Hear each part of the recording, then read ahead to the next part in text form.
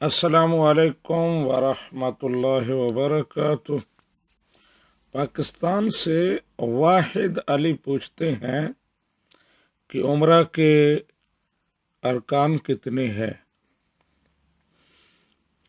جی واحد علی صاحب، عمرہ کا صرف ایک رکن ہے اور وہ ہے طواف۔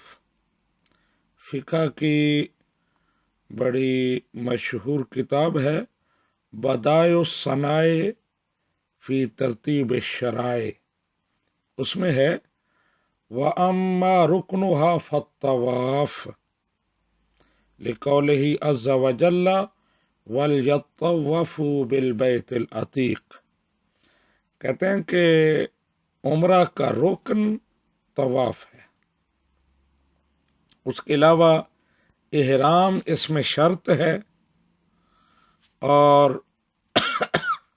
دو چیزیں عمرہ میں واجب ہے، صفا اور مروہ کے درمیان سعی کرنا، اور اس کے بعد حلق یا تقصیر کرانا، یعنی ٹینڈ کرانا یا کچھ بال کٹوانا۔